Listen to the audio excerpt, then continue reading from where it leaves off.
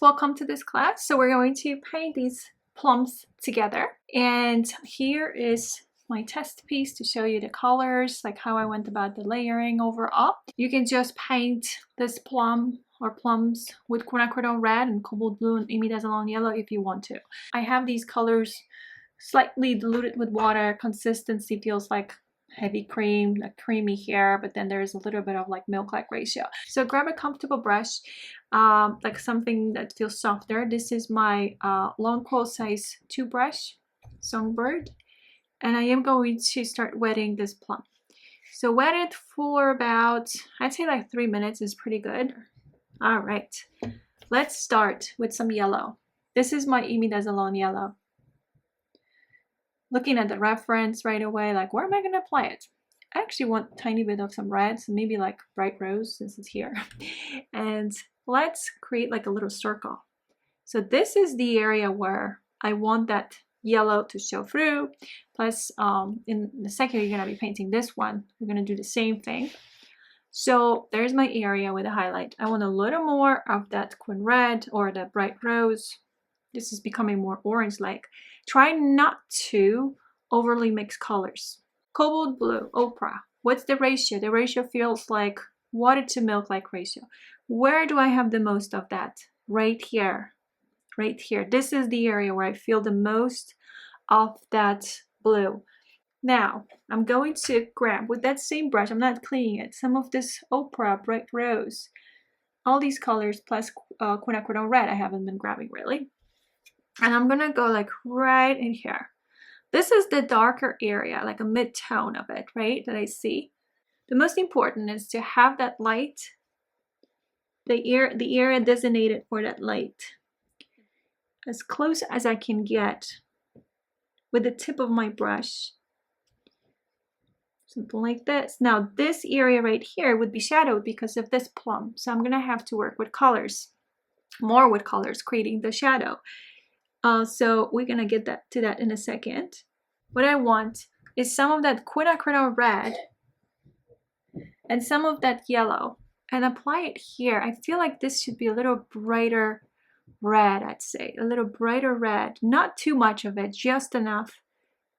I want a little more of that brighter red, even over here, and just keep this passage here or this blue cleaner, as clean as I can. Now I'm gonna grab with that same dirty brush some of that ochre, bright rose, and very gently, I wipe my brush on a towel so I can move some of that paint over here. Now I have less water. I want even less water. And I'm going to slightly push all this down. So working with what I have on the paper without adding more, if that makes sense. Green, and for the red, I'm actually using quinacridone red. I am in a hurry, just FYI. That's because the paper is drying fast and I don't have the shadow yet. So I'm gonna hurry up here and I have to be quick, and I'm continue telling you more about this shadow situation, like why we're adding some of the green. We're already adding like a darker color, which is blue. So we can work on that with that creamy paint on the tip of our brushes. I'm gonna grab some quinacridone red, only quinacridone red, to add it like right in here next to this leaf. Grab a smaller brush, so I'm thinking round 2, Songbird details, and just continue adding some more texture.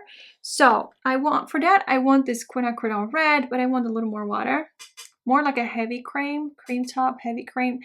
And then there's like some of that cobalt blue here, and then sap green, maybe even some of the phthalo blue. There you go. So it's like a purple, like a shade of purple. So I'm just going to, hi baby. Hold on, Chicha. Mommy's almost done. So I'm just going to create a nice line here. And over here. So I'm going to grab actually a little bit more of that quinacridone red just to show there's more red. And then this is not really don't have much water mixed with the paint. I don't need to lift anything here. I'm just gonna keep it the way it is basically. And again, I wanted to touch base on about the shadows.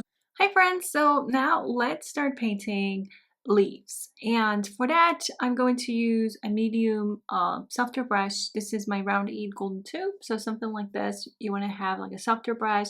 Basically we're gonna wet the leaf first and then apply colors wet on wet, and then we're gonna start with this one, and then we're gonna jump onto this one here. This is the area for the highlight right here, and then this is the area for the highlight. So once we wet it, we're gonna add a little bit of blue. For now, just wet it for a couple of minutes. Try not to go over the sketch lines, because then the colors from the leaf will bleed toward the plum. So try to use the tip of your brush to go along these sketch lines. And now I'm gonna grab, not even cobalt blue, but some of this phthalo blue feels good. Yeah, phthalo blue. You can grab a little bit of quinacridone red if you want to. This should be like a water-like ratio, and you're just going to apply it toward the lightest areas that you can see, just a little bit. Now we know, okay, this is the area for the highlights, right? That's all we want. I'm gonna clean my brush. So how about yellow? So try to use like a clean yellow. This is my imidazolone yellow, which is a primary yellow. And I'm gonna start from the right side, just because I see the most of it here on this side, and all the way toward the edges. Now the edges are kind of like, they're not this should not be like straight, because you can see like the way the leaf is shaped. Same thing here. And then with that brush, same dirty brush, grabbing a little more water, grabbing some of this imidazolone yellow. Now in my test piece I didn't use leaf green. I want to see if that looks good. Basically some of this imidazolone yellow and some of this sap green, but you can also use one of the blues that you have, and that would also change the shade of your green. So for example, this is a nice shade of green, so that's why like we don't have to use like a lighter shade of green. We can simply just use our yellow that we're already using and mix it with some green, and it doesn't have to be sap green, it can be any other green. Another thing is you can add, like I just did, some blue. So I don't mind this one here having a little bit of that marine blue. Didn't think I was gonna use it for this painting, but I am, and I like it, so might as well continue, right? So a little more, let's see over here, kind of try to follow the pattern that you see. So we have like veins and so on, so I'm not gonna go directly over veins. Just let that to spread that color. A little more yellow, and come over here on the left side as well. I know I added some blue here and I don't want to lose it, but I also want some more of that green in there, which is like this side here. Try to have like a creamier paint.